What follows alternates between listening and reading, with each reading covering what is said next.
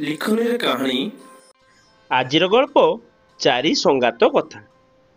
ଜଙ୍ଗଲ ମଧ୍ୟରେ ପୋଖରୀଟିଏ, କାଚ କେନ୍ଦୁ ପରି ପାଣି। ସେଇ ପୋଖରୀରେ ରହୁଥିଲା ଗୋଟିଏ ବଡ଼ କଇଁଛ।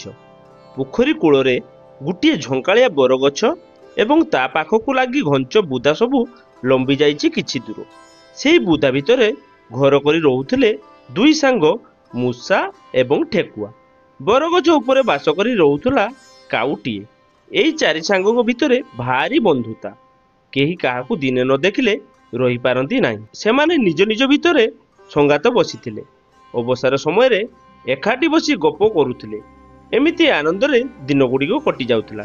ଥରେ ଗୋଟିଏ ଶିକାରୀ ବରଗଛ ମୂଳରୁ ପୋଖରୀ ତୁଠ ପର୍ଯ୍ୟନ୍ତ ଫାଶ ବସାଇଦେଲା। ଏହା ଜାଣି ନ ପାରି କଇଁଛ ଏବଂ ଠେକୁଆ ପରସ୍ପରକୁ ଭେଟିବାକୁ ଆସୁଥିବା ବେଳେ ସେହି ଫାଶରେ ପଡ଼ିଗଲେ। ଶିକାରୀର ଖୁସି କହିଲେ ନ ସରେ। ଗୋଟିଏ ଜାଲ ମୁଣାରେ ସେ ଦୁହିଁଙ୍କୁ ପୁରାଇ ଶିକାରୀଟି ଘରକୁ ଚାଲିଲା। ଠେକୁଆ କିନ୍ତୁ ଭାରି ଚାଲାକ। ସେ ଚୁପଚାପ କଇଁଛ ପରି ମୁଣା ଭିତରେ ପଡ଼ି ନ ରହି ପ୍ରାଣମୂର୍ଚ୍ଛା ଚିତ୍କାର କରି ବଣଭୂଇଁକୁ କମ୍ପାଇ ଦେଲା।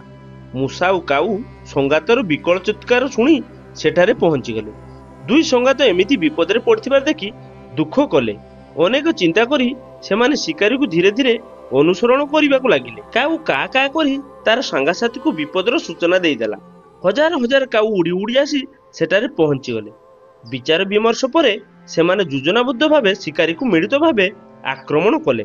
ସେମାନଙ୍କ ଆକ୍ରମଣରେ ଶିକାରୀ ଖାଣ୍ଡିଆ ଖବର ହୋଇ ଯନ୍ତ୍ରଣାରେ ତଳେ ପଡ଼ିଗଲା। ନିଜ ଜୀବନ ବଞ୍ଚାଇବାକୁ ସେ ଚିତ୍କାର କଲା। ଏହାର ସୁଯୋଗ ନେଇ ମୂଷା ଶିକାରୀର ସେହି ଜାଲମୁହଁକୁ ନିଜର ତୀକ୍ଷ୍ଣ ଦାନ୍ତରେ କାଟିଦେଲା। ଠେକୁଆ ଏବଂ କଇଁଛ ଜାଲମୁହଁରୁ ପଦାକୁ ବାହାରି ଆସି ଏକ ଘଞ୍ଚ ବୁଦା ଭିତରେ ଲୁଚିଗଲେ। ଶିକାରୀ ବିଚରା ରକ୍ତାକ୍ତ ହୋଇ କାନମୁଣ୍ଡ ଆଉଁସି ଘରକୁ ଖାଲି ହାତରେ ଫେରିଲା। ଦେଖିଲ ତ ପିଲେ, ଉତ୍ତମ ଏବଂ ନିଃସ୍ୱାର୍ଥପର ବନ୍ଧୁତାର ମୂଲ୍ୟ କେତେ?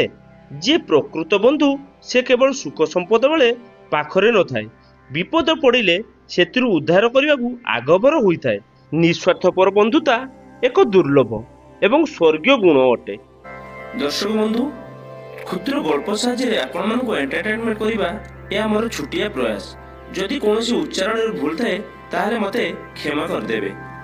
ଲେଖନୀରେ କାହାଣୀ ଗଳ୍ପଟି ଆପଣମାନଙ୍କୁ ଭଲ ଲାଗିଥିଲେ ଭିଡ଼ିଓଟିକୁ ଲାଇକ୍ କରିଦିଅନ୍ତୁ, ସେୟାର କରିଦିଅନ୍ତୁ ଏବଂ ଗଳ୍ପଟି ଭଲ ଲାଗିଥିଲେ କିମ୍ବା ଖରାପ ଲାଗିଥିଲେ ଆପଣମାନେ କମେଣ୍ଟ ଦ୍ୱାରା ଆମକୁ ଜଣାନ୍ତୁ। ଆପଣମାନଙ୍କର କମେଣ୍ଟ ଆମ ପାଇଁ ବହୁତ ଗୁରୁତ୍ୱପୂର୍ଣ୍ଣ।